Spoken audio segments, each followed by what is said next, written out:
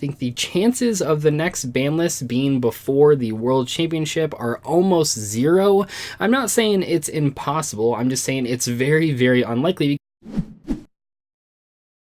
Picture this, it's July 15th and you just uploaded a ban list prediction video, and that makes sense, right? Because from my perspective, I was thinking, well, the Battles of Legend just came out and they won't want to hit any of those cards, and the World Championship hasn't happened, and usually they wait until after Worlds to give us a new ban list because there aren't really any events for the next month or so anyway, so I figured that uploading a prediction list on that day would be very, very safe. Well, I was wrong, because not only did a new ban list happen on that day, but it also came out within 5 minutes of me posting that video. Just a disaster all around. I took the video down, I think a couple hundred people watched it, so not that many people, but in today's video I want to go over some of the lost footage that most of you didn't get to see and sort of go off of, well, what did I predict would happen, what actually did happen. I didn't do one of these for the last ban list, and I wish I did, because actually I was right on a lot of the calls, but I think even with this one, if I remember correctly, that I got a lot of things right, which is kind of surprising. I also want to mention that today I am officially on vacation. By the time that you guys are seeing this upload,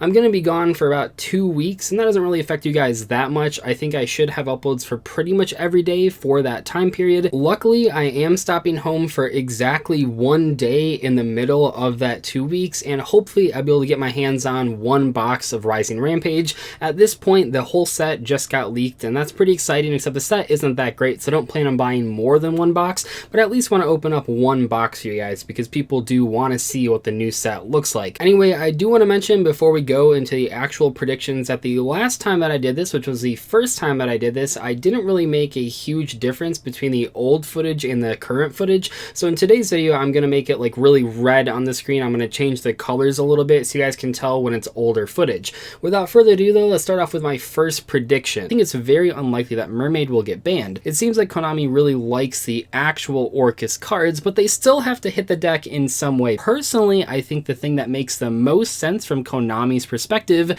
is just to ban Phantom Knight's Rusty Bardiche. So yeah, in that first prediction, I was absolutely correct, and one of the things that I said in that prediction video that I'm kind of ashamed of that now it isn't going to see the light of day is that I had this whole section talking about how Nightmare Mermaid and Orcus Nightmare and all these other Orcus cards had been announced for reprints either in the Megatins or in the OTS Pack 11, so I really thought it would be very strange for Konami to hit cards that they are just about to reprint. That's just very strange for Konami to do. So I thought that the only card that made sense was Rusty Bardiche, and lo and behold, the card did get banned. I really feel like now is finally the time to either limit or semi-limit Engage.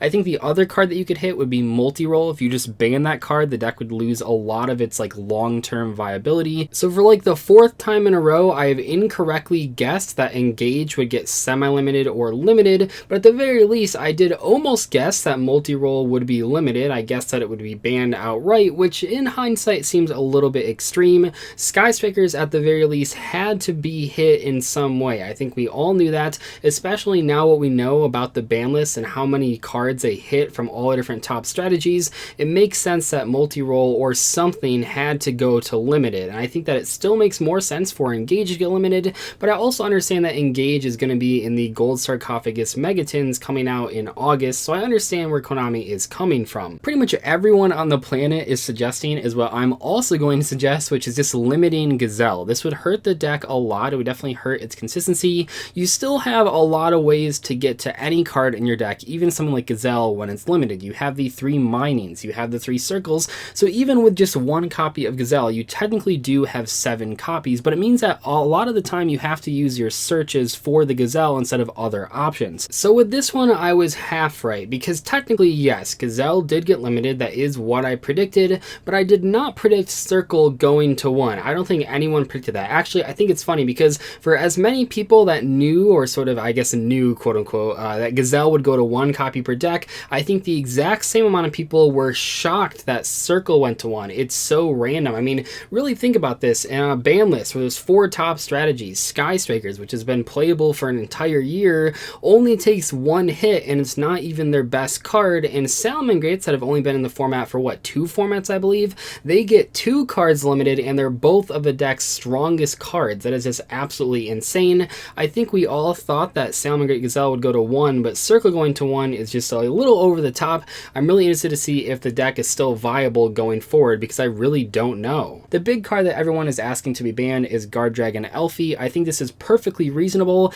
I don't know why Konami keeps printing these link monsters that summon things from the deck for free. We saw this with Summon Sorceress, which was way too good, and this is like a mini Summon Sorceress. I mean, it doesn't summon anything. It has to summon a dragon. You have to have a little bit more setup, but it's clearly like way too powerful to give all these link monsters abilities to summon straight from the deck. It's kind of why Crystron Needle Fiber is so powerful. Later on this week, I have a collab with Jonathan Moore, and we're talking about cards that we felt were sort of missed on the ban list, and one of those cards that we're going to talk about is Guard Dragon Elfie. This card is insanely powerful, and all of the Guard Dragons are just so good. I don't know why Konami didn't hit any of them.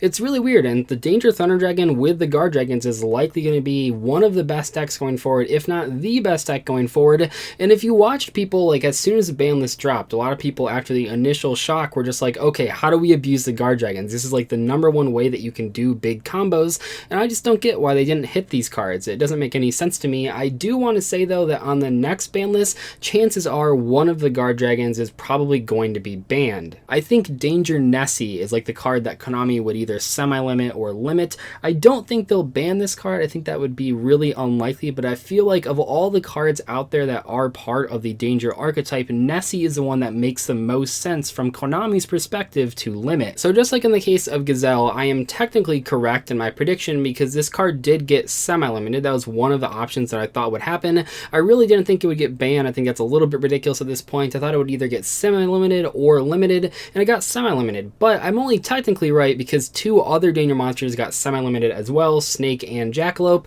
And you know what? That is so much healthier than my initial prediction. Instead of limiting one Danger monster, which is usually what Konami does with engines like this, they just went ahead and did slight hits to 3 different monsters, and I think that makes it a lot better. So you don't still see a bunch of decks with 3 Snake and 3 Jackalope and just like 1 Nessie. Instead, you see a more well-rounded, just 2 copies of each of them. I think that makes a lot of sense. Instead of having 9 total copies of these cards that are just so powerful and played in so many different strategies, you now can just play only 2 of them. And if you want to play more Dangers, you're going to have to play the ones that maybe aren't as consistent, like Mothman or Bigfoot. The chances are pretty high that the Danger monsters, especially these 3, will still be played even at semi-limited status, but I think this is definitely a step in the right direction. Another change that a lot of people are calling for and that I have to agree with is limiting Saryuja Skulldread. I don't think Konami really ever foresaw people using this card's draw effect multiple times in a turn.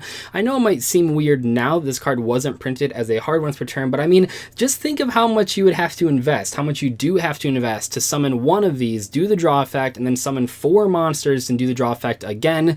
It's a lot, and it really hasn't come up until right now with Danger Thunder Dragons and these Guard Dragon combos, but I think limiting this card is perfectly fine because that's really how Konami intended this card to be used. I think when some deck can summon 1 copy of this, it's perfectly fine. You have to invest 4 monsters, you can just get hand trapped. When a deck has so much power that it can summon multiple copies of this and get the draw effect, that's a little bit too much, and I think that limiting this card is the best way to future-proof Skulldread without just banning it outright. So I think in a world where they would have banned one of the Guard Dragon cards, it would have been fine to have multiple copies of Skulldread. The main issue with Danger Thunders and comboing with Skulldread is that they can summon 1 Skulldread, draw a whole bunch of cards, make a whole bunch of Guard Dragons, and then consolidate those Guard Dragons into a second copy of Skulldread to fix their hand even more. The fact that Skulldread isn't touched as well as the Guard Dragons just really blows my mind. I think what Konami is trying to see is that, is it enough to just hit some of the Dangers, hit the baby Chaos Dragons? Is that actually going to hurt the deck so much that it doesn't really matter that they still have all the Guard Dragons and 3 copies of Skulldread? I mean, I know they don't play 3 copies, but still, the card is not touched on the ban list. I think that Konami is just waiting to see if this is too strong, and if it is too strong, maybe they'll hit it on the next list. Mystic Mine probably will be limited. I think it should be banned though, but I think at least for this first list, since Mystic Mine has been released, Mystic Mine will be limited, and then on the next list it'll be banned. So Mystic Mine Legend didn't get banned, it didn't get limited, it didn't get semi-limited. Mystic Mine, the card itself, did not get touched at all by Konami. However, some other cards did get hit. Terraforming and Metaverse both go to 1 copies per deck, and that definitely hurts Mystic Mine, not only as a splashable engine, but it really like outright kills the pure Mystic Mine deck. Now you can't really take advantage of the Metaverse, of the Trap Trick, because Trap Trick can no longer set Metaverse, which is a pretty huge deal, and also your copy of Lilith really loses a lot of value now that you can't reveal just 3 copies of Metaverse. In this way, I think Mystic Mine as a card will be played less this coming format than it was this past format, but I still think it'll be around, and I still think it's a card that just never should have been printed in the first place, so why is it in the format at all? Hopefully we just see so much less of it that it's just not a problem in most situations, but I still don't want to remain too hopeful because the card is still at 3 copies per deck, and even though you can't go first and then activate Trap Trick and set Metaverse, then Metaverse your opponent, you still can draw the card going second to just nullify your opponent's entire board, and that's pretty scary and degenerate. But I think some cards will probably come off the Forbidden and Limited list, and I think the 2 cards that I'm thinking of are Nekroz Unicorn and El Shaddoll Construct. Nekroz and Shaddolls both got higher rarity upgrades in the recent Battles of Legend, and they're also pretty big fan favorites, and I think that a lot of people would like to see these decks a little bit more viable, and I think that the way to do that is to make Unicorn go to semi-limited or unlimited, and then El Shaddoll Construct the same way. So hilariously, neither of those cards did go up the ban list. They're both still limited, but pretty much every other card, I mean not actually, but a lot of other cards did come off the ban list. Tons of cards, in fact, things like Solemn Judgment and Super Poly and Shrit is semi-limited and Clifford Scout is unlimited. There's too many cards to actually name. Like pretty much all the cards that got semi-limited or unlimited are just like cards that have been on the ban list forever, kind of like Unicorn and Construct. So while these cards didn't come off the ban list, a lot of other cards did, and that is very good. I mean, this is really what players like to see. Even if decks like Inzectors aren't going to be good in 2019, people still get excited to see things like Dragonfly go to semi-limited after being limited for so long. I think this is another step in the right direction. I really do mean that when I say that twice now in this video. This was one of the best ban lists we've had in a while in terms of hitting a lot of the meta cards and also taking a lot of older cards off the ban list. Those are 2 very important aspects when you look at creating a ban list, so shout out to Konami for actually doing a fantastic job with this latest edition. I'll see you guys later though. Thank you so much for watching. Goodbye.